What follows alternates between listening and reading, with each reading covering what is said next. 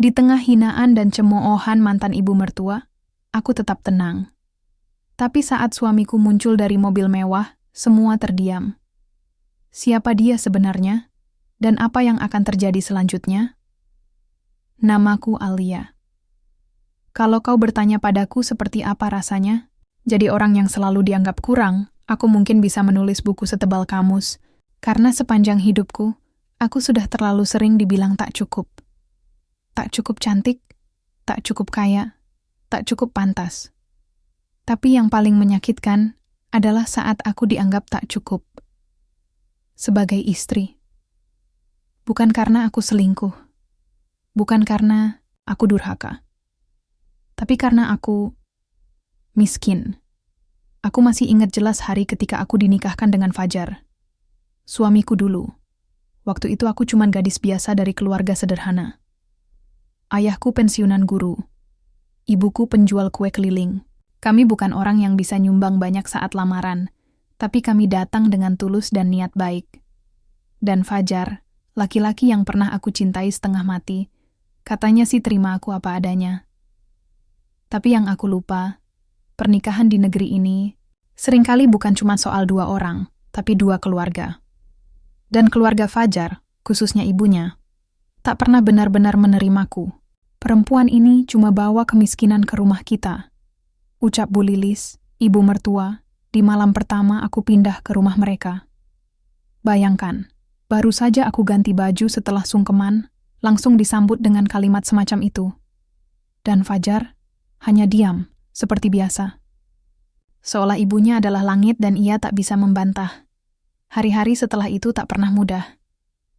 Aku bangun paling pagi, bersih-bersih rumah, masak, bahkan ikut bantu warung kecil milik Bu Lilis di depan rumah. Tapi sekencang apapun aku berusaha, semua yang kulakukan selalu salah di matanya. Sayurmu hambar, kayak hidupmu. Makanya, kalau anak saya nikah sama Sarah, hidupnya nggak begini. Itu anak juragan toko. Alia, kamu tuh nggak tahu malu.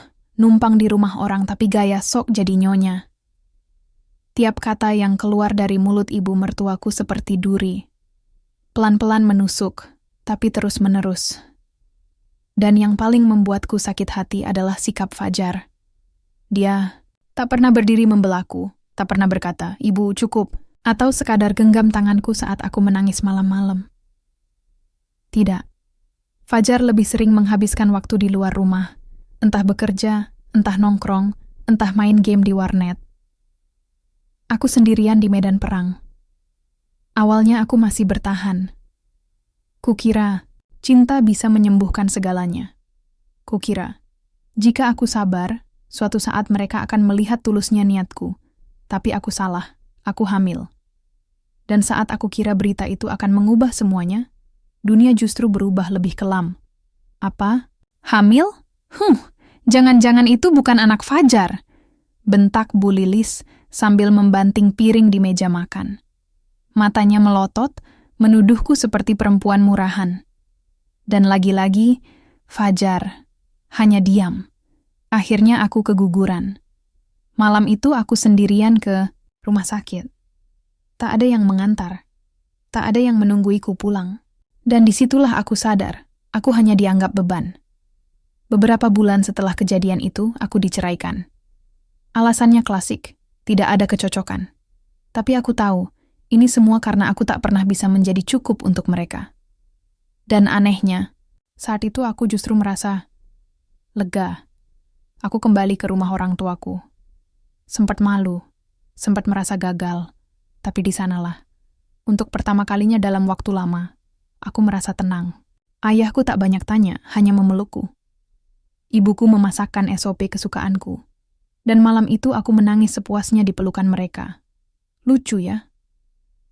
Kadang kita harus kehilangan segalanya dulu, baru sadar bahwa yang kita butuhkan hanya kasih sayang yang tulus. Setelah itu aku berjanji pada diriku sendiri. Aku akan bangkit. Bukan untuk membalas dendam, tapi untuk membuktikan bahwa aku bukan perempuan lemah seperti yang mereka pikirkan. Bukan, aku tidak langsung jadi kaya. Tidak seperti di sinetron-sinetron. Awalnya aku hanya bekerja sebagai kasir di toko bahan bangunan. Kecil. Lalu aku ikut kursus keuangan dasar yang gratis dari pemerintah. Sedikit demi sedikit, aku belajar cara mengelola uang, mencatat pemasukan, dan mengenal angka. Dari situ, jalanku mulai terbuka. Tapi cerita tentang perjalanan baruku itu nanti akan kuceritakan. Karena hari ini, saat aku menulis ini, aku baru saja menerima undangan hajatan dari keluarga Fajar. Mereka mengundangku, aku tak tahu apa yang ada di kepala mereka. Apa mereka ingin aku datang supaya bisa ditertawakan? Atau mungkin hanya formalitas? Entahlah. Yang jelas, awalnya aku berniat membuang undangan itu. Tapi seseorang yang duduk di sebelahku waktu itu justru berkata, "Kenapa nggak datang aja?" Orang itu adalah Raihan, suamiku sekarang. Ya, aku sudah menikah lagi. Dan kali ini, aku tidak salah pilih. Tapi cerita tentang Raihan, nanti dulu. Karena undangan itu, entah kenapa, mulai mengusik pikiranku. Bukan karena aku ingin balas dendam, tapi aku ingin melihat apakah mereka masih menganggapku perempuan yang tak cukup? Aku menarik napas panjang, menatap undangan yang masih kutaruh di meja. Mungkin aku akan datang, bisikku. Karena terkadang, luka lama memang harus ditatap untuk benar-benar sembuh. Dulu, aku pikir hidupku berakhir saat Fajar menandatangani surat cerai. Tapi ternyata, hidup justru baru dimulai setelah itu. Hari-hariku setelah perceraian diisi dengan luka, malu, dan rasa gagal yang menyesakkan dada. Tapi kalau dipikir-pikir sekarang, rasa gagal itu justru jadi bahan bakar untuk bangkit. Awalnya aku hanya duduk termenung di rumah orang tuaku. Aku bantu ibu membuat kue, lalu dititipkan ke warung-warung sekitar. Hasilnya, jangan bayangkan untung besar.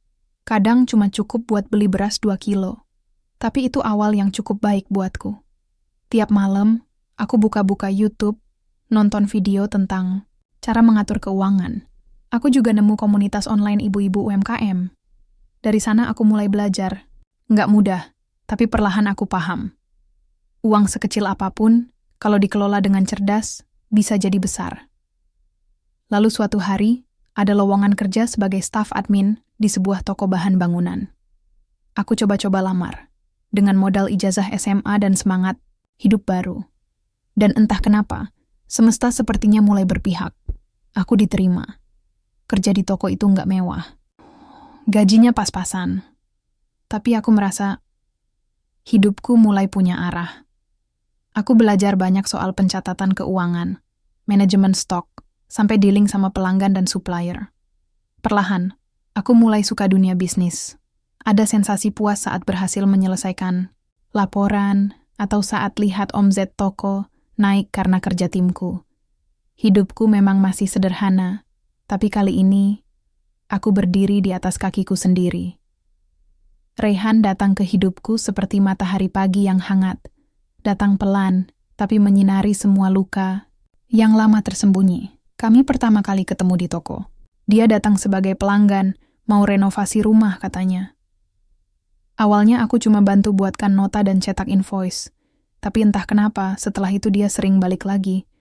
Kadang beli paku, kadang semen, kadang cuma numpang tanya-tanya barang yang sebenarnya nggak dia butuh. "Bu, pasir cor yang bagus merek apa ya?" tanyanya sambil nyengir. Aku hanya menatap datar. "Mas, pasir itu nggak punya merek." Dan dia malah ketawa ngakak. Sejak itu, dia makin sering datang. Kadang ngobrolin hal-hal random, kadang kasih roti atau kopi dingin. "Aku suka caramu kerja," katanya suatu hari. "Tekun, tapi tetap ramah. Aku suka cewek mandiri."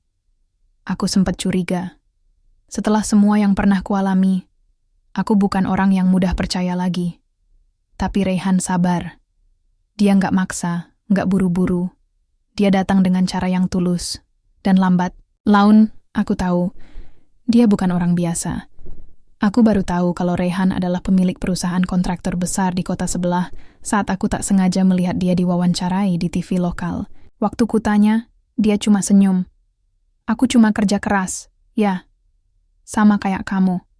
Bedanya, aku mulai lebih dulu." Raihan nggak pernah merendah untuk dipuji. Tapi dia juga nggak sombong.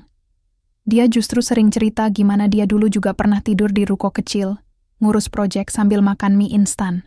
Mungkin itu sebabnya kami cocok. Kami sama-sama tahu rasanya jatuh. Saat Raihan melamarku, dia nggak bawa berlian atau acara mewah. Dia hanya bilang, "Alia, aku nggak janji bisa kasih hidup sempurna. Tapi aku janji akan berdiri di sampingmu, bukan di belakang atau di depan. Kita jalan bareng." Dan untuk pertama kalinya dalam hidupku, aku merasa cukup. 2 tahun sudah berlalu sejak aku dan Raihan menikah. Hari-hariku kini dipenuhi canda, kerja, dan mimpi-mimpi baru. Raihan mengajakku mendirikan usaha sendiri. Perusahaan properti kecil yang fokus ke rumah sederhana, tapi berkualitas. Aku awalnya minder, tapi dia percaya padaku. Semua keputusan keuangan kamu yang pegang. Ya, aku tahu kamu bisa. Dan benar saja, dari kecil-kecilan, perusahaan itu mulai berkembang. Awalnya cuma 1 proyek rumah, lalu 2, lalu masuk kontrak kerja sama dengan perusahaan besar. Tak kusangka Raihan mempercayaiku untuk duduk sebagai komisaris utama. "Aku percaya kamu bukan cuma kuat, tapi juga cerdas," katanya. Dan kali ini aku percaya. Sampai suatu pagi, aku melihat undangan di meja makan. Undangan hajatan dari keluarga Fajar. "Aku nemu di tas kamu. Kamu diundang ke acara keluarga mantan ya?" Raihan bertanya sambil menatapku dengan lembut. Aku mengangguk. Entah kenapa mereka kirim undangan. Padahal terakhir kali kami bertemu, aku dituduh perempuan murahan. Raihan diam sejenak, lalu tersenyum kecil. "Kamu mau datang?" Aku menatapnya lama. Dalam hatiku ada perasaan aneh, antara penasaran dan trauma lama yang masih membekas. Entahlah, aku takut, Ray. Takut luka lama kebuka. Lagi, Raihan meraih tanganku. Kadang, untuk benar-benar sembuh, kita memang harus balik ke tempat yang pernah membuat kita luka. Tapi kali ini, kamu nggak sendirian. Aku menggigit bibirku, menahan haru. Aku ikut kamu ke sana ya. Dan kamu akan lihat, yang mereka hina, dulu, bukan lagi Alia yang sekarang. Hari hajatan itu akhirnya tiba. Langkahku terasa berat saat memasuki halaman rumah besar itu. Rumah milik keluarga mantan suamiku, Fajar. Sudah lama aku tidak menjejakkan kaki di sini. Sejak hari terakhir aku diusir secara halus dan hati-hati, setelah surat cerai ditandatangani. Tapi, hari ini berbeda. Aku datang bukan sebagai mantan istri yang dicampakan. Aku datang sebagai seorang istri baru yang telah berdiri di atas kakinya sendiri. Di sampingku, Raihan menggenggam tanganku dengan erat, membuat langkahku terasa lebih ringan. Tenda besar telah dipasang, musik dangdut pelan mengalun, para tamu sibuk menyapa satu sama lain. Begitu aku melangkah masuk, aku bisa merasakan beberapa pasang mata mulai memperhatikan. Ada yang hanya sekadar melirik, ada juga yang terang-terangan menunjuk sambil berbisik-bisik. Itu siapa ya? Kok kayak Alia? Nggak mungkin deh. Alia nggak mungkin sekeren itu sekarang. Aku tersenyum kecil. Dulu, suara-suara sumbang seperti itu membuatku ingin lari dan menangis. Tapi hari ini, aku biarkan mereka jadi musik latar yang tak penting. Sampai, akhirnya, suara yang paling familiar terdengar dari arah kiri tenda. "Astagfirullah, benar kamu Alia?" Aku menoleh. Di sana berdiri Bu Mirna, mantan ibu mertuaku. Matanya menyipit, alisnya naik 0,5 senti. Di sampingnya berdiri Fajar, mantan suamiku, dengan wajah yang tampak kaget dan sedikit bingung. Aku menundukkan kepala sedikit. "Assalamualaikum Bu, Fajar." Mereka tidak langsung menjawab salamku. Matanya masih meneliti penampilanku, dari atas ke bawah, lalu beralih pada Raihan yang berdiri di sampingku. Raihan membungkuk sopan, menyapa dengan tenang. "Perkenalkan, saya Raihan, suami Alia." Wajah Bu Mirna menegang seketika. "Suami?" tanyanya nyaris memekik. "Kamu sudah menikah lagi?" Aku mengangguk pelan. "Sudah 2 tahun, Bu." Fajar melirikku tajam, lalu matanya turun menatap Raihan. "Kerja di mana, Mas?" tanyanya dengan nada meremehkan. Raihan tersenyum sopan. Saya pebisnis kecil-kecilan, Mas. Urus proyek bangunan, properti, dan 1-2 usaha lain. Aku tahu Raihan sedang menahan diri. Karena pebisnis kecil-kecilan yang dia sebut sebenarnya adalah pemilik dari 3 anak perusahaan kontraktor dan punya jaringan properti di 4 kota besar. Tapi Raihan tidak pernah suka pamer. Bu Mirna memelototiku. Wah, cepet juga ya kamu cari pengganti. Dulu waktu Fajar mau ceraikan kamu bilang masih cinta, nggak sanggup hidup sendiri. Tapi sekarang, ia mendengus tajam. Aku tersenyum. Iya, Bu. Saya memang dulu bilang seperti itu, tapi hidup mengajarkan banyak hal, termasuk tentang mencintai diri sendiri. Raihan menggenggam tanganku lebih erat. Kami mencoba mencari tempat duduk di pojok tenda agar tak terlalu mencolok. Tapi tetap saja, bisikan-bisikan tak bisa berhenti datang. Aku melihat beberapa tante dari keluarga Fajar mulai menatapku aneh. Ada yang berusaha tersenyum tapi jelas dipaksakan, ada pula yang hanya melirik dan membalikkan badan. Kupikir mereka sudah berubah. Ternyata, belum. Tak lama kemudian MC hajatan memanggil keluarga besar ke depan untuk foto bersama. Aku dan Raihan tentu saja tidak ikut. Tapi tiba-tiba suara lantang terdengar dari arah pelaminan. Buat apa kamu di sini, Alia? Ini hajatan keluarga kami, bukan tempat mantan cari perhatian. Suasana langsung hening. Semua mata berpaling ke arah suara itu. Aku tahu benar siapa pemilik suara itu. Bu Mirna. Aku berdiri perlahan, wajahku tetap tenang. Saya diundang, Bu. Undangan tertulis nama saya dan alamat saya. Kalau Ibu keberatan, saya bisa pulang sekarang. Tapi sebelum aku sempat melangkah, Bu Mirna malah maju beberapa langkah, menunjuk wajahku. Pulang aja. Perempuan miskin sepertimu, gak pantas berdiri di antara kami. Aku hanya tersenyum.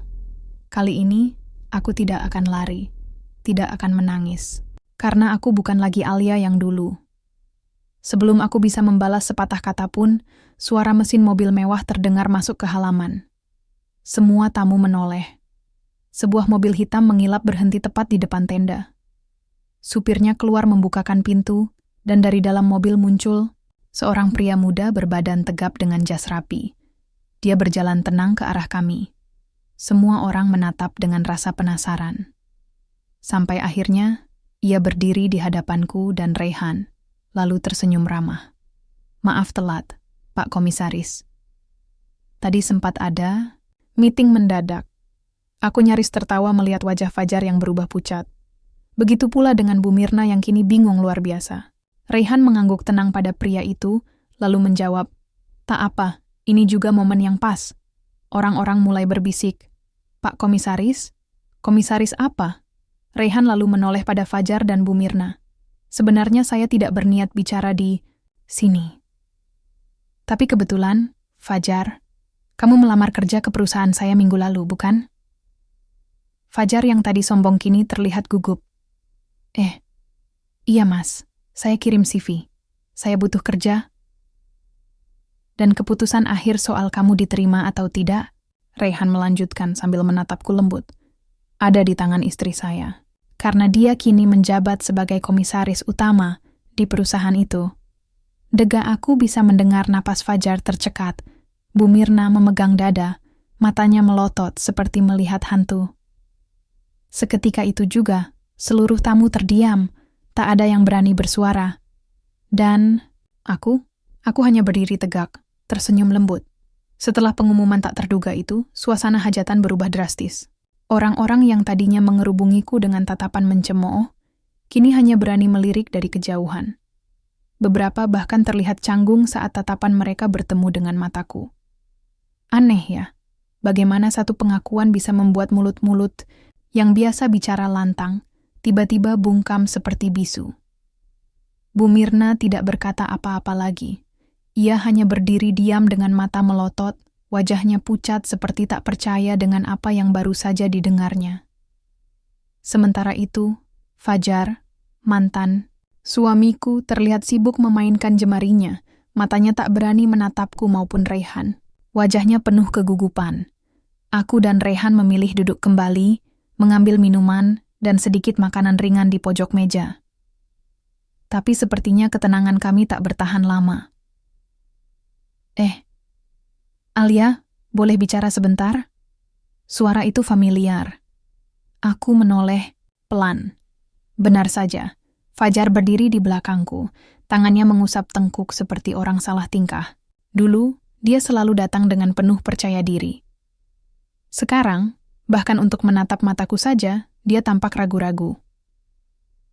Aku berdiri perlahan, Raihan memberi isyarat bahwa ia akan menunggu di dekat mobil. Kami berjalan sedikit menjauh dari kerumunan, cukup jauh untuk bicara, tapi cukup dekat agar aku merasa aman. Aku tidak pernah takut pada Fajar, hanya saja aku belajar untuk menjaga batas. Ada apa, Fajar? Dia menghela napas panjang. Alia, aku nggak nyangka. Maksudku, kamu sekarang luar biasa. Aku mengangkat alis. Luar biasa? Karena sekarang aku kaya? Dia terlihat gelagapan. Bukan itu. Ya maksudnya, bukan hanya itu. Kamu beda. Lebih dewasa, lebih tenang. Kamu kelihatan bahagia. Aku tertawa kecil. Bukan karena geli, tapi karena aku tahu arah pembicaraan ini. Dan, kamu menyesal? Tanyaku pelan. Dia menunduk. Alia, waktu kita cerai dulu aku bodoh. Aku nurut aja sama mama. Aku kira kamu nggak akan bisa apa-apa tanpa aku. Tapi sekarang lihat kamu. Kamu jauh lebih segalanya dari yang aku bayangkan. Aku mengangguk, pelan. Waktu kamu tinggalin aku juga pikir hidupku selesai. Tapi ternyata, justru disitulah hidupku dimulai. Dia terdiam. Aku bisa melihat ada air di sudut matanya, tapi aku tak mau terbawa drama. Kamu bahagia sama dia? Tanyanya tiba-tiba. Aku tersenyum. Sangat. Dia nggak pernah merendahkanku. Nggak pernah bandingkan aku dengan orang lain. Nggak pernah menuntut aku jadi orang yang bukan aku. Dan yang paling penting, dia berdiri di sampingku saat semua orang memunggungi. Wajah Fajar tampak memucat. Seakan kalimatku menamparnya lebih keras dari tamparan fisik. Kalau waktu bisa diputar, aku memotong kalimatnya. Sayangnya waktu tidak bisa diputar, Fajar. Aku sudah memaafkan kamu, tapi aku tidak akan pernah kembali ke tempat yang pernah membuatku merasa tak berharga. Setelah percakapan itu, aku kembali ke tempat Raihan. Tangannya langsung menyambutku hangat, membuatku merasa pulang. Sudah selesai? Tanyanya lembut. Aku mengangguk. Sudah. Dan untuk pertama kalinya, aku merasa menang tanpa harus balas dendam. Raihan tersenyum, lalu mengecup keningku pelan. Hari itu kami tak lama berada di hajatan. Setelah menyapa beberapa orang yang mulai berubah ramah, kami pamit. Tapi sebelum benar-benar keluar, seseorang menarik lenganku. Bu Mirna, aku berbalik perlahan. Alia, tunggu sebentar, katanya, suaranya. Kali ini tak sekeras tadi. Lebih lirih dan penuh tekanan. Aku diam menunggu dia bicara. Kamu benar-benar kerja di perusahaan tempat Fajar melamar? Tanyanya dengan mata penuh harap. Aku mengangguk. Saya bukan cuma kerja di sana, Bu. Saya yang akan ikut tanda tangan keputusan akhir perekrutan. Wajahnya seperti disiram air es. Matanya membulat. Tolong bantu Fajar ya, Alia. Dia susah sekarang. Lagi cari kerja. Saya tahu saya pernah bersikap buruk. Tapi saya juga ibu. Saya cuma nggak mau anak saya menderita. Aku menghela napas panjang. Aku tahu kalimat itu keluar bukan karena penyesalan, tapi karena keadaan memaksa. Saya doakan Fajar dapat pekerjaan yang cocok, Bu. Tapi saya tidak bisa menjanjikan apa-apa. Wajahnya langsung berubah. Sejenak kulihat ada rasa kesal muncul di matanya, tapi dia cepat-cepat menutupinya dengan senyum palsu. Ya sudah. Hati-hati ya. Sepanjang perjalanan pulang, Raihan menggenggam tanganku. Mobil kami melaju tenang melewati jalanan desa yang dulu terasa begitu sempit. Tapi kini, dunia rasanya lebih lapang. Kamu hebat tadi, katanya pelan. Aku menoleh tersenyum. Aku cuma bicara jujur. Dan kamu tetap elegan. Kamu nggak balas hinaan dengan hinaan. Kamu tetap jadi Alia yang kuat. Aku terdiam sejenak, memandang keluar jendela. Ingatanku kembali ke masa-masa kelam dulu. Tidur di kamar kontrakan yang bocor, makan seadanya, dan menangis dalam diam. Tapi semua itu kini terasa seperti luka lama yang sudah sembuh. Tinggal bekas, tapi tidak lagi sakit. Aku nggak mau balas dendam, Raihan. Aku cuma ingin mereka tahu, aku nggak butuh mereka untuk bisa berdiri. Raihan mengangguk. Dan kamu sudah melampaui mereka semua. Aku menatap ke depan. Jalanan mulai kosong, langit mulai menguning. Hatiku hangat. Untuk pertama kalinya, aku benar-benar merasa tenang. Karena hari ini, bukan aku yang malu, tapi mereka yang dulu mencampakkanku. Pagi itu, aku duduk di teras rumah sambil menikmati secangkir teh hangat. Angin semilir menyentuh wajahku, membawa aroma bunga Kamboja dari taman kecil di halaman depan. Di sebelahku, Raihan sibuk membuka laptop. Jadwal kerjanya hari ini cukup padat, tapi ia tetap meluangkan waktu untuk sarapan bersamaku. Hidupku berubah total, tapi satu hal yang tetap sama. Aku selalu menyukai pagi yang tenang. Waktu terbaik untuk bersyukur dan merenung. Tiba-tiba ponselku berbunyi. Satu pesan masuk dari nomor tak dikenal. Assalamualaikum, Alia. Ini Rika, teman lama kamu. Boleh ketemu? Aku lagi di kota ini dan pengen ngobrol sebentar. Ada waktu? Aku terdiam beberapa detik. Rika. Nama itu langsung memunculkan bayangan wajah seorang sahabat. Atau lebih tepatnya mantan sahabat. Dulu kami sangat dekat.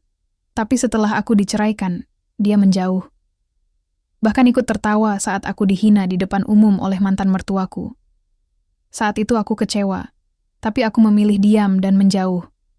Siapa? Tanya Raihan sambil menyesap kopinya. Rika. Dulu sahabatku waktu masih tinggal sama Fajar, jawabku pelan. Raihan menoleh. Dia yang pernah ikut ngetawain kamu di acara pertemuan keluarga itu? Aku mengangguk. Dan sekarang dia ngajak. Ketemuan? Aku menunjukkan pesan di layar. Raihan membaca sekilas, lalu menatapku serius. Kamu mau ketemu? Aku tersenyum tipis. Aku cuma pengen tahu, kenapa baru sekarang dia ingat aku. Kami bertemu di sebuah kafe kecil di pusat kota. Tempat itu nyaman, dengan alunan musik jazz pelan dan aroma kopi yang menenangkan. Rika sudah duduk di salah satu sudut, wajahnya sedikit gugup saat melihatku datang. Alia, ya ampun, kamu cantik banget sekarang, katanya antusias, berdiri dan memelukku. Aku membalas pelukannya sekadarnya. Hai Rika, kami duduk. Dia langsung memesan 2 minuman tanpa bertanya. Kebiasaan lamanya yang ternyata masih ada. Aku memandangnya dalam diam. Jadi, kataku pelan, apa kabar? Dia tersenyum lebar. Alhamdulillah baik. Tapi kamu jauh lebih baik dari kabar siapapun ya. Aku dengar-dengar, kamu nikah lagi. Sama pengusaha besar. Aku mengangguk pendek. Ya, begitu. Dia tertawa kecil. Wah, bener-bener ya. Hidup tuh lucu. Dulu kamu yang dianggap nggak punya apa-apa, sekarang malah. Maaf ya, tapi kamu kelihatan jauh lebih mapan. Aku hanya tersenyum kecil, lalu dia mulai bicara panjang lebar. Tentang hidupnya, tentang pekerjaannya, tentang suaminya yang katanya lagi banyak masalah bisnis. Aku mendengarkan dengan sopan. Meski dalam hati aku merasa semua itu cuma pembuka, jalan menuju niat sebenarnya. Dan benar saja. Ngomong-ngomong, suamiku lagi cari investor buat bisnis barunya. Katanya pelan, mencoba terdengar santai. Aku tahu kamu pasti bisa bantu. Paling enggak, kenalin ke suamimu. Kan kamu komisaris juga, ya? Aku menatapnya lama. Rika, kamu tahu dulu kamu ninggalin aku waktu aku jatuh? Dia terdiam. Wajahnya memerah. Alia, aku minta. Maaf, aku cuma bingung waktu itu. Semua orang menjauh dari kamu. Aku nggak tahu harus gimana. Aku salah. Aku mengangguk. Iya, kamu salah. Tapi sekarang kamu datang bukan karena kamu kangen sama aku. Kamu datang karena kamu tahu aku sekarang bukan Alia yang dulu. Rika menunduk. Jemarinya gemetar.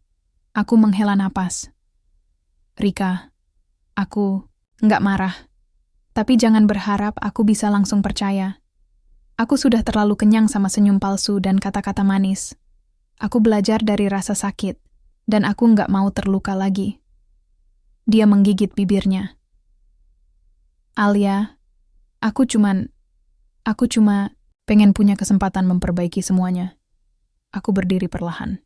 Kalau kamu benar-benar tulus, waktu akan buktikan. Tapi kalau cuma datang pas butuh, aku nggak punya ruang lagi untuk itu.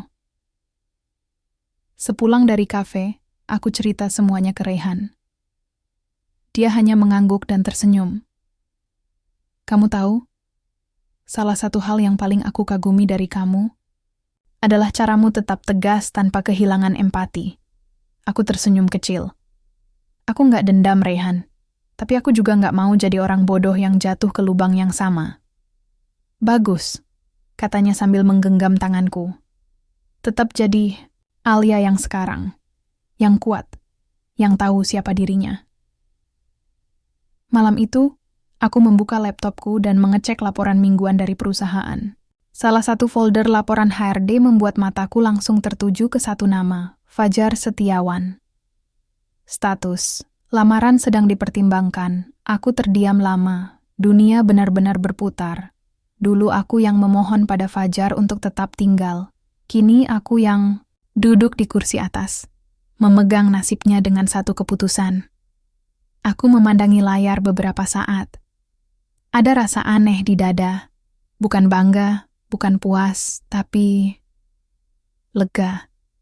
Karena aku akhirnya sampai di titik ini, tanpa harus membalas kebencian dengan kebencian. Kupindahkan berkasnya ke folder review, biar tim yang menilai, bukan aku. Aku tak ingin mencampur urusan pribadi dengan profesional. Karena aku sudah bukan Alia yang lama. Dan mereka, orang-orang yang dulu tertawa di atas lukaku, mereka mungkin akan terus mencoba kembali. Dengan senyum yang tak pernah benar-benar kupahami. Tapi, kini aku punya batas. Dan senyumku bukan lagi tanda kelemahan, tapi kekuatan. Hari itu, kantor pusat perusahaan tampak lebih sibuk dari biasanya. Lobi depan dipenuhi oleh beberapa kandidat yang datang untuk proses wawancara kerja. Para staf menyambut mereka dengan ramah, membimbing ke ruang tunggu sesuai jadwal yang telah diatur. Aku sendiri hari itu memang sengaja datang ke kantor. Biasanya aku bekerja dari rumah, mengawasi jalannya rapat, dan meninjau laporan keuangan secara daring. Tapi hari ini, aku ingin bertemu langsung dengan beberapa direktur divisi untuk mengevaluasi program ekspansi cabang baru. Reyhan sudah berangkat lebih dulu pagi tadi. Kami memutuskan untuk bertemu di ruang rapat utama pada siang hari. Aku melangkah keluar dari lift lantai 10, menyapa beberapa staf yang menyambutku dengan senyum hangat. "Selamat pagi, Bu Alia," kata mereka. Aku hanya membalas dengan senyum kecil dan anggukan. Perasaanku saat itu masih tenang. Sampai aku berbelok di koridor dan melihat sosok yang sangat familiar duduk di bangku ruang tunggu. Langkahku otomatis melambat. Aku berdiri diam, hanya beberapa meter darinya. Itu Fajar. Dia duduk dengan tubuh agak membungkuk, tangan menggenggam map lamaran berwarna biru kusam. Jasnya terlihat murah, sepatu yang dipakainya tampak agak usang. Wajahnya jelas menunjukkan kecemasan. Untuk sesaat, rasanya waktu berhenti. Mataku tak bisa lepas dari wajah yang dulu sangat kukenal. Wajah yang pernah memandangku dengan jijik, mengusirku keluar dari rumahnya, dan membiarkanku dihina tanpa pernah membelaku. Dulu dia berdiri tinggi di atasku. Sekarang, duduk gelisah di kursi yang bahkan tak layak untuk rasa angkuhnya dulu. Aku menarik napas dalam-dalam dan berbalik pelan, melangkah ke ruanganku. Tak ada niat sedikit pun untuk menyapanya. Bukan karena aku marah, tidak. Tapi karena aku tahu waktunya akan tiba sendiri. Dan benar saja. Beberapa jam kemudian, saat aku dan Reyhan selesai rapat dengan para direktur, Sekretarisku masuk ke ruangan dengan raut gugup. "Maaf, Bu, ini agak mendadak. Tapi ada salah satu kandidat interview yang minta bertemu langsung dengan perwakilan komisaris. Katanya, dia mengenal Bapak Raihan. Namanya Fajar Setiawan." Raihan dan aku saling menatap, senyum. Tipis terukir di bibir Raihan. Ia melirikku seolah bertanya, "Apa kamu siap?" Aku mengangguk pelan. "Silakan bawa dia ke sini," jawab Raihan tenang. Beberapa menit kemudian, pintu ruang rapat terbuka. Fajar masuk dengan ragu-ragu. Saat melihat siapa yang duduk di ujung meja, langkahnya terhenti. Matanya membelalak. Alia?" Aku menatapnya tanpa ekspresi. "Silakan duduk, Pak Fajar." Dia tetap berdiri, tampak kebingungan. "Kamu kerja di sini?" Raihan menjawab. "Bukan hanya bekerja. Alia adalah komisaris utama di perusahaan ini." Fajar menoleh cepat ke Raihan, lalu kembali menatapku. Wajahnya pucat seketika. Mulutnya terbuka, tapi tak ada kata yang keluar. Aku melipat tangan di meja. "Apa yang bisa kami bantu, Pak Fajar? Anda mengajukan lamaran ke perusahaan kami, bukan?" Fajar menunduk. Nafasnya tampak tersengal. Aku nggak tahu kamu kerja di sini. Apalagi jadi komisaris," katanya dengan suara pelan, hampir berbisik. Aku menatapnya tajam. "Itu bukan hal yang perlu Anda ketahui saat meninggalkanku dulu, kan?" Ia terdiam. Raihan ikut bicara. "Kami tidak mencampur urusan pribadi dan profesional. Tapi tentu saja latar belakang kandidat adalah pertimbangan kami." Fajar mendongak, nadanya mulai putus asa. "Alia, aku cuma butuh pekerjaan. Keadaanku sekarang susah. Aku nggak tahu lagi harus kemana. Semua pintu seolah tertutup." Aku tersenyum tipis. "Dan sekarang, kamu datang ke pintu yang dulu pernah kamu tutup untukku." Dia tertunduk. Aku menyesal. Aku menghela napas pelan. Sayangnya penyesalan tak selalu datang bersama kesempatan kedua. Fajar terduduk lemas. Untuk pertama kalinya, aku melihat pria yang dulu merasa paling tinggi itu jatuh serendah-rendahnya. Bukan karena aku menghukumnya, tapi karena karma tahu cara bekerja dengan sendirinya. Aku akan tetap menyerahkan keputusan ke tim HR dan direktur operasional, kataku tenang. "Aku tak akan ikut campur, walau aku bisa." Fajar menatapku dengan mata basah. "Kenapa? Kamu bisa saja membalaskan semuanya. Aku pantas dihukum." Aku menatap lurus ke arahnya. "Karena aku sudah tidak tertarik untuk membalaskan apapun. Aku sudah menang, Fajar. Bukan karena kamu jatuh, tapi karena aku berhasil bangkit." Setelah Fajar keluar dari ruangan, suasana menjadi sunyi. Raihan duduk di sebelahku, menatapku dengan senyum bangga. "Kamu luar biasa," katanya pelan. "Kamu tahu kamu bisa menghancurkannya. Tapi kamu memilih tidak." Aku menatap keluar jendela. Hujan tipis mulai turun. Karena aku nggak mau jadi seperti mereka yang dulu menghina aku. Karena dendam cuma akan mengikatku pada masa lalu. Dan aku sudah berdamai dengan itu. Raihan menggenggam tanganku. "Aku bangga sama kamu, Alia." Aku hanya tersenyum. Hari itu, aku merasa lebih kuat dari hari manapun sebelumnya. Karena kekuatan sejati bukan tentang siapa yang paling tinggi, tapi tentang siapa yang bisa tetap berdiri tegak saat semua orang berusaha menjatuhkan, dan aku sudah membuktikannya. Hari itu, sebenarnya aku tak berniat datang, tapi Tante Nani, sepupu almarhumah ibuku, bersikeras. "Alia, kamu harus ikut. Ini hajatan besar, keluarga besarku. Semua datang. Kalau kamu nggak hadir nanti dikira sombong," katanya di telepon. Aku menghela napas. "Tapi Tan, kamu bukan siapa-siapa lagi di keluarga itu." "Ya, tapi kamu tetap bagian dari keluarga besarku. Lagi pula, yang ngundang keluarga dari pihak perempuan, bukan mantan mertuamu," katanya tegas. Akhirnya aku luluh juga. Mungkin memang sudah waktunya aku menghadapi semuanya. Bukan untuk membalas, tapi membuktikan pada diriku sendiri kalau aku sudah benar-benar pulih. Aku mengenakan dress sederhana berwarna navy, dipadukan dengan kerudung satin senada. Tidak terlalu mencolok, tapi tetap elegan. Raihan ingin ikut, tapi aku bilang tidak perlu. Aku bisa sendiri. Lagi pula ini cuma hajatan biasa, kataku padanya. Siapa sangka, ternyata tidak sesederhana itu. Gedung hajatan cukup mewah, dipenuhi tamu-tamu dengan busana glamor. Begitu aku masuk ke ruangan utama, beberapa orang menoleh. Sebagian hanya sekilas, sebagian lain saling berbisik. Aku pura-pura tak peduli dan tetap melangkah tenang. Namun langkahku terhenti ketika suara itu terdengar. Oh, itu mantan menantuku. Alia, kan? Suara itu lantang dan penuh nada sinis. Aku menoleh dan benar saja, Bu Marni mantan ibu mertuaku berdiri di dekat meja buffet sambil menunjuk ke arahku. Beberapa tamu di sekitarnya ikut menoleh, lalu mulai membicarakan. Iya. Itu yang dulu katanya diceraikan karena nggak cocok. Gaji kecil, kerja serabutan katanya. Aku menarik napas. Tenang, Alia. Kamu sudah bukan Alia yang dulu. Bu Marni berjalan mendekat, senyum di wajahnya menyebalkan.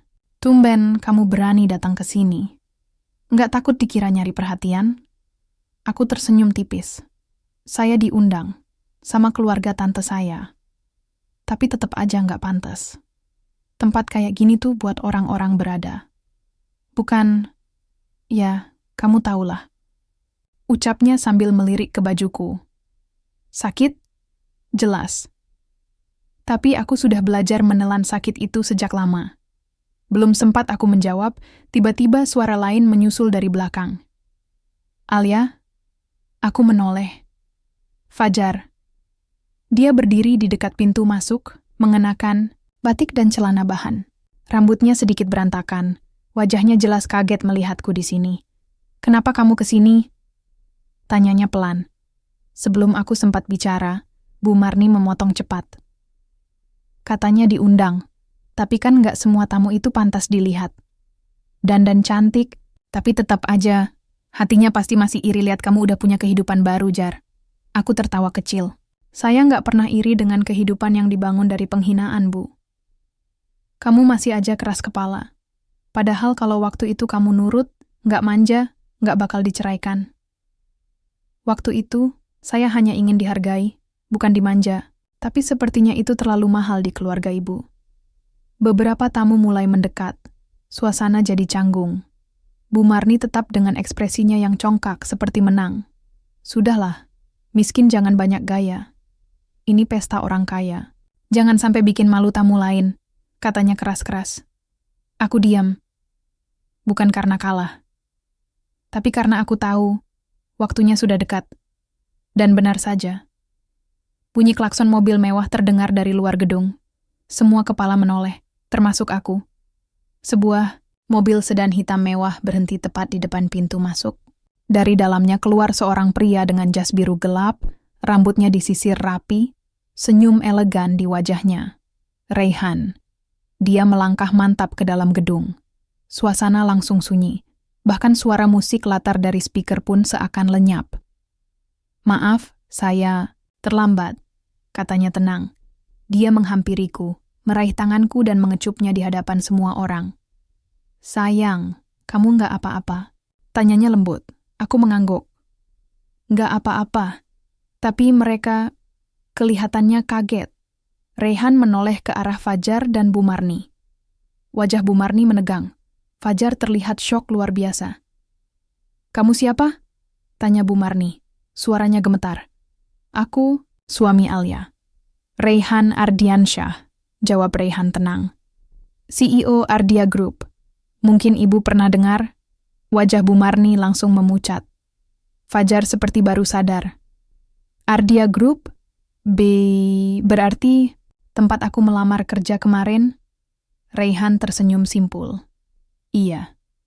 Dan keputusan akhir penerimaan karyawan, biasanya saya konsultasikan langsung ke komisaris utama.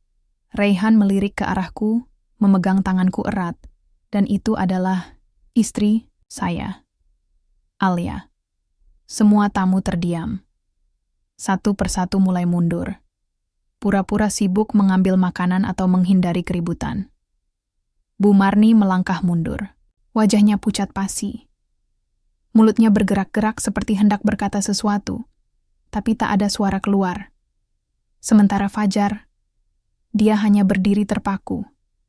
Wajahnya campur aduk antara malu, syok, dan penyesalan yang dalam. Aku menatap mereka berdua, lalu menatap Raihan. "Terima kasih udah datang," bisiku. "Harusnya aku datang dari tadi." "Nggak rela kamu dihina sendirian," katanya lirih. Aku tersenyum. Untuk pertama kalinya, aku merasa tidak lagi berdiri sendiri.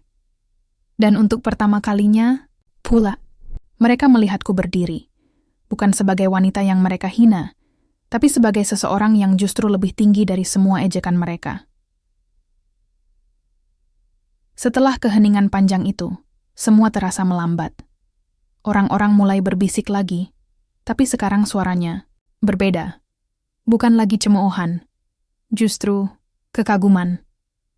Aku hanya berdiri di sana, menggenggam tangan Raihan, sambil menatap dua orang yang pernah mengubah hidupku, Fajar dan Bu Marni. "Jadi, kamu istri pemilik Ardia Group?" tanya Fajar pelan. Suaranya terdengar patah. Aku mengangguk pelan. "Iya. Dan bukan cuma istri. Aku juga komisaris utama. Aku memang bukan siapa-siapa dulu. Tapi sekarang, aku bukan Alia yang dulu lagi, Jar." Fajar terdiam. Matanya tampak berkaca-kaca. Dan jujur saja, melihat itu, hatiku sempat tergetar. Tapi aku cepat-cepat menarik napas. Aku sudah terlalu jauh untuk kembali terjebak di masa lalu. "Aku dulu salah," gumamnya. "Aku nyesel udah ngelepas kamu." Aku menatap matanya, tajam. "Bukan kamu yang melepaskan aku, Jar. Aku yang memutuskan pergi, karena tak ada yang tersisa untukku saat itu. Kau tak pernah membelaku. Bahkan saat ibumu menghina orang tuaku, kamu hanya diam." Bu Marni melangkah maju. Wajahnya mulai memerah. "Kamu sekarang sombong ya karena punya suami kaya? Merasa menang?" Raihan tersenyum tipis. "Ibu, saya tahu siapa Alia saat pertama kali bertemu. Dan saya mencintai dia bukan karena masa lalunya, tapi karena kekuatannya bertahan saat dunia menjatuhkannya. Lagian, kalian juga nggak benar-benar tahu siapa dia dulu." Tiba-tiba suara Fajar memotong. "Boleh aku jelasin sesuatu?" Aku menatapnya. Dalam hatiku, ada bagian yang masih ingin tahu. Bukan karena ingin kembali, tapi karena ingin mengerti. "Silakan." Fajar menarik napas panjang. "Waktu itu, aku disuruh ibu buat ceraiin kamu. Karena katanya kamu nggak bisa bawa keluarga ke atas. Gaji kecil, hidup pas-pasan, dan katanya kamu nggak cocok jadi istri anak pengusaha. Aku menahan diri untuk tidak mencibir. Aku sudah tahu itu sejak lama. Tapi yang kamu nggak tahu," Fajar melanjutkan.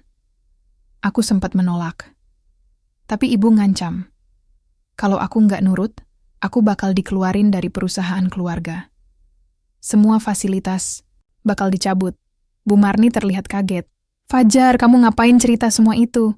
Fajar menoleh, matanya mulai basah. "Karena aku nggak tahan hidup dalam pura-pura. Sejak kamu pergi, hidupku justru hancur. Aku keluar dari perusahaan, kerja serabutan, ngelamar sana-sini, sampai akhirnya aku melamar ke tempat suamimu ini. Mataku panas. Bukan karena kasihan, tapi karena getir. Jadi, aku berkata pelan, kau rela melepaskan wanita yang kau nikahi hanya demi kenyamananmu sendiri?" Fajar menunduk. Waktu itu aku pengecut. Aku mengangguk. "Iya. Dan aku sudah maafkan itu. Tapi bukan berarti aku akan membiarkan semuanya seolah tak pernah terjadi." Bu Marni mulai panik. "Alia, dengar. Kamu sekarang orang besar. Orang hebat. Kamu nggak perlu bawa dendam masa lalu. Itu nggak baik buat hidup kamu ke depan." Aku menatapnya tajam. "Bu, saya bukan dendam. Saya hanya belajar. Bahwa harga diri seorang wanita tak boleh diinjak seenaknya. Saya tidak akan membalas dengan kebencian, tapi saya juga tidak akan melupakan begitu saja." Raihan menggenggam tanganku lebih erat. "Sayang, Kita bisa pulang kalau kamu udah cukup kuat. Aku mengangguk. Tapi sebelum pergi, aku menatap Fajar. Untuk lamaranmu, biar Raihan yang urus. Tapi karena aku bagian dari dewan, aku tetap punya suara. Dan sebagai komisaris, aku berhak menyampaikan nilai-nilai yang harus dipertahankan perusahaan kami. Fajar menelan ludah. Aku ngerti. Aku tersenyum kecil. Dan sebagai wanita yang dulu kamu tinggalkan, aku cuma mau bilang satu hal. Dia menatapku, penuh harap. Terima kasih, karena pernah menceraikan aku. Kalau tidak, aku nggak akan bertemu pria yang benar-benar tahu cara memperlakukan wanita. Kami berjalan keluar dari gedung itu dengan kepala tegak. Orang-orang mulai membisikkan pujian, tapi aku tidak peduli lagi. Bukan itu yang kucari. Aku hanya ingin mengembalikan sesuatu yang dulu hilang, harga diriku. Sesampainya di mobil, Raihan membukakan pintu dan menatapku penuh kasih. Kamu luar, biasa hari ini. Aku tersenyum. Terima kasih sudah datang. Gila ya, plot twistnya hidup kamu, katanya sambil tertawa kecil. Aku tertawa juga. Kadang, Tuhan kasih jalan terjal dulu, supaya kita benar-benar tahu siapa yang layak kita pertahankan, dan siapa yang pantas kita lepaskan. Kami masuk ke mobil. Tapi sebelum beranjak, aku sempat melirik ke gedung dari balik kaca jendela. Di sana, kulihat Fajar masih berdiri terpaku, dan untuk pertama kalinya aku merasa aku benar-benar bebas dari masa lalu. Pagi itu, mentari menyelinap pelan-pelan melalui tirai jendela kamar kami. Aku membuka mata, masih terasa hangat di sampingku sosok Raihan yang sedang tidur nyenyak. Rasanya damai. Sesuatu yang sudah lama aku rindukan. Aku menarik napas panjang, mengingat kembali semua yang terjadi beberapa hari terakhir. Dari hinaan, cemoohan, hingga momen di hajatan itu. Semua terasa seperti mimpi yang sudah terlewati. Dan sekarang aku punya kesempatan untuk hidup dengan caraku sendiri. Sayang, panggilku pelan sambil mengelus rambutnya. Raihan membuka mata, tersenyum dan membalas. Pagi, Alia. Tidur nyenyak? Aku mengangguk. Iya, rasanya baru benar-benar tidur setelah sekian lama. Dia meraih tanganku. Kamu hebat. Aku bangga. Sama kamu. Aku tersipu. Aku nggak bisa sendiri tanpa kamu. Kita tim yang kuat, Alia. Kamu dan aku, katanya. Aku tersenyum. Kini aku benar-benar merasa punya keluarga baru yang selalu mendukung. Di kantor aku duduk di ruanganku yang sekarang jauh lebih nyaman daripada dulu. Sebagai komisaris utama, tanggung jawabku besar, tapi aku menikmatinya. Proyek baru dari Raihan tengah menunggu keputusan kami, dan aku diberi kesempatan memimpin. Aku membuka laptop, membaca laporan terbaru. Proyek ini akan membawa perubahan besar bagi perusahaan dan juga kota tempat kami tinggal, melibatkan pemberdayaan UMKM dan pelatihan keterampilan bagi banyak perempuan yang kurang beruntung. Ini benar-benar kesempatan bagus buat kita, ucapku dalam hati. Aku ingin memberikan lebih dari sekadar keuntungan bisnis. Aku ingin memberi arti bagi hidup orang lain, seperti aku pernah diberikan kesempatan. Sore harinya, aku bertemu dengan Raihan di sebuah kafe kecil dekat kantor. Kami berbincang tentang masa depan dan mimpi-mimpi yang dulu sempat terpendam. Kamu tahu, Alia, katanya sambil menyeruput kopi. Aku selalu yakin kamu bisa sampai ke sini, bahkan ketika kamu sendiri belum percaya. Aku tersenyum malu-malu. Kalau aku bisa, berarti kamu juga luar biasa. Dia menggenggam tanganku erat. Kita berdua memang luar biasa. Namun di balik kebahagiaan itu, ada satu hal yang masih mengganjal di benakku. Fajar. Aku tak bisa menepis bayangan tentang mantan suamiku yang kini sedang berjuang melamar kerja ke perusahaan Raihan. Apakah aku sudah benar-benar siap menghadapi kemungkinan bertemu dengannya di kantor? Apakah aku bisa profesional dan tetap kuat? Malamnya, saat aku dan Raihan pulang ke rumah, ponselku bergetar. Pesan masuk dari nomor tak dikenal. Alia, aku Fajar. Aku butuh bicara. Ada hal penting yang Harus kamu tahu, hatiku berdebar. Ini bukan pesan biasa. Aku merasa sesuatu sedang menunggu. Aku menatap Raihan dan berkata, sepertinya aku harus dengar dulu apa yang dia katakan. Raihan mengangguk. Kita hadapi bersama, ya. Beberapa hari kemudian, aku bertemu dengan Fajar di sebuah taman kota. Dia tampak berbeda, lebih tua dan penuh penyesalan. Alia, katanya terbata-bata. Aku datang bukan untuk meminta maaf lagi, tapi untuk menjelaskan. Dia menghela napas panjang. Waktu aku meninggalkanmu dulu, aku sebenarnya sedang dalam tekanan besar. Tapi aku tak pernah berhenti memikirkanmu. Aku sadar aku kehilangan seseorang yang berharga. Aku mengangguk perlahan. Aku sudah dengar semua itu, Jar. Tapi itu sudah berlalu. Fajar menggeleng. Ada sesuatu yang harus kamu tahu sebelum kita melangkah lebih jauh. Ibu dan keluargamu, ada yang tidak benar. Aku baru tahu beberapa rahasia yang selama ini disembunyikan. Aku terkejut. Rahasia apa? Dia menatapku dalam. Ada orang yang sengaja menjatuhkanmu dan keluargamu, termasuk orang-orang dekat kita. Aku sedang mengumpulkan bukti-bukti. Hatiku berdegup kencang. Apakah selama ini aku benar-benar tahu apa yang terjadi? Apakah masa laluku ternyata lebih rumit dari yang kubayangkan? Kembali ke rumah, aku duduk bersama Raihan dan menceritakan semua yang Fajar katakan. Kita harus hati-hati, kata Raihan serius. Kalau ini benar, berarti ada bahaya yang mengintai. Aku mengangguk. Aku nggak mau masa lalu menghancurkan masa depan kita. Raihan mengusap rambutku lembut. Kita hadapi bersama. Kamu nggak sendiri. Aku merasa kuat. Bukan hanya karena Raihan di sisiku, tapi juga karena aku sudah belajar bangkit dari kejatuhan. Malam itu, aku menatap bintang dari jendela kamar. Aku tahu perjalanan ini belum selesai. Masih ada banyak tantangan dan rahasia yang harus diungkap. Tapi, aku yakin dengan dukungan dan cinta, aku bisa melewati semuanya. Karena kali ini, aku bukan lagi Alia yang dulu.